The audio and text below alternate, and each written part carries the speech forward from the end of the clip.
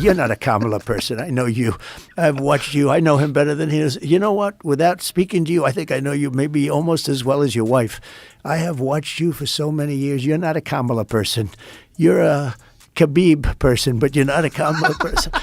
Nobody's going to know who Khabib is, but they know who he was not bad, right? That guy. Oh, he was phenomenal. Marc Maron has his sights set on this guy. I covered in the special that, real rights are denied and real lives are at stake because of, what comics thought was an anti-woke was just about their language issue. And now they were used under the sort of auspices of anti-woke. You destroy all the policy that helps people who are vulnerable or marginalized or in trouble.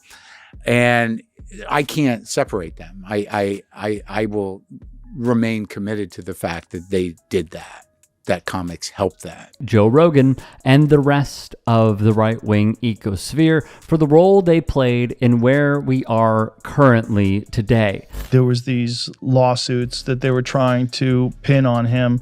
They were trying to convict him and turn him into a felon, and they were doing it so blatantly and obviously. The case with the bookkeeping error or the bookkeeping whatever it was, the misdemeanor that they had charged him with 34 felonies for, which isn't even a felony. It's a misdemeanor, and it's also campaign contribution. Exactly. It's also past the statute of limitations. None of it made any sense. And people were cheering it on. He's a convicted felon. Like, hey, they can do that to you. Do you understand that? Yeah, if they can do that to a former president who's rich as shit, they can do that to him. They can do that to you too. You can't cheer this on. This is insane. And then when they try to kill him, all those things. Twice. I was like, yeah. But the big one, the Pennsylvania one, was like, holy. Because Maron sees how Rogan ushered in his audience to become staunch MAGA loyalists. I do still think that outside of just the kind of emaciated world of press and this chasing of clickbait, I do think in terms of the ideological bend on it is that it's anti-elitism, it's anti-intellectualism, it's anti-expert. I think it's all part of that. I think that in terms of how fascism or authoritarianism, we've got a president who is a thug. So, his way of doing business is like, oh, you got a pretty nice university here. Hate for anything bad to happen to it.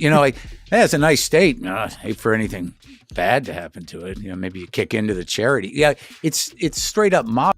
However you see Trump, he's still a puppet to something that is bigger that he doesn't give a about as long as he can be the guy out front. But those guys are the guys that are dismantling the federal government in the name of Christian nationalism. But I think that the way that business, see what you're saying to me feels like that, fascism is good for business. Yeah. Because if you, like Netflix will just, co-opt anybody that can take that algorithm. And I think I used to do a joke about it. Netflix can become Reichflix, very quickly. Including how mass media and streaming platforms like Netflix have just bent the knee to fascism. Tonight, comedian Dave Chappelle once again at the center of a swirling controversy, drawing swift backlash for jokes in his latest special, The Closer. Critics characterizing the remarks as transphobic and slamming Netflix for airing them. The special prompting some to boycott the service or cut ties. Today, a group of transgender employees at Netflix announcing plans to stage a walkout next week. Netflix recently suspending 3 employees who criticized the streaming giant, but now lifting that suspension. One of the employees, trans software developer Tara Field, had openly questioned Netflix's decision to air the special, tweeting, "Promoting TERF ideology, which is what we did by giving it a platform yesterday, directly harms trans people." Maron also shines a light on the streaming giant Netflix and how they had a real opportunity with Dave Chappelle, but failed in the process. And I think the pivotal moment was when they had pushback from the trans community about Chappelle.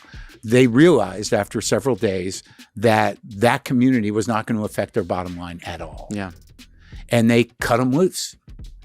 And, that is how fascism works in business. It's like the bigger audience. That's them saying, like, we got this other stuff and we know there's a few of you. but we're throwing you a bone. So shut up. Yeah. But the big money's on the ones that you're talking about that titillate in a certain way that is not always right-minded. And look, I'm people can say whatever they want. Yeah. Like my belief is that eventually this stuff would have found its level. That ultimately, in terms of left-leaning or specific marginalized cultures, creating grassroots action, by overwhelming Twitter and stuff, that when Trump was campaigning for the second time, that was ebbing, that it would have found a level where tolerance would have maybe reigned. Because I believe that in order for democracy to work, if these guys are doubling down on intolerance and hate, that you got nothing to work with. An interesting perspective to share. Furthermore, I have the credential. There was nobody who was harder on Trump or more prescient about the fact that he wasn't going to leave office voluntarily than I was. I feel like I have the credentials.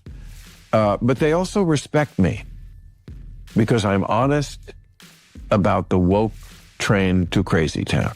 The woke train to crazy. And I don't shrink from that. And I've also lost a lot of fans for that. The woke people have left the building, and I'm willing to make that sacrifice. On this washed up comic. What do you think about Bill Maher? I can't do it. I can't, I don't. Tone, I always had a problem with his tone. I think I did politically correct years ago. Yeah, I'm sure you did. A couple of times maybe. Yeah. And I think I did real time maybe once or twice. Mm-hmm. I feel with Bill that there is this, and it happens with some of the other boomers, there's this desperate chasing of relevance that, changes someone's mind in terms of how they approach what they do and also kind of makes the whole undertaking feel desperate. And outside of his ideas about primarily, I think, wokeness, I don't know. It's just not for me. I know his joke he's got good joke writers who know how to write for his tone. And I've known a couple of those guys. They were comics, and they're good guys. But I can't see past the desperation and what he's willing to do to stay in the conversation. Maron went in. He has done this previously.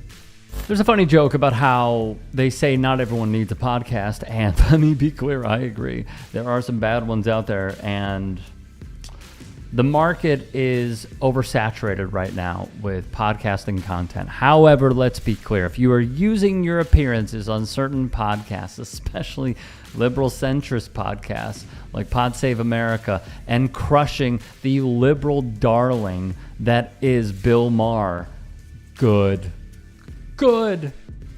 Boots Riley called this guy out a while ago. Chance the Rapper called this guy out a while ago. We know who Bill Maher is. We know why he sucks. Marc Maron has been in the podcasting game for a long time. He is an OG in this industry, all right? But what he has done in the last, you could say 20 plus years, but even in the last 3 months to promote this comedy special, which I believe is on HBO Max.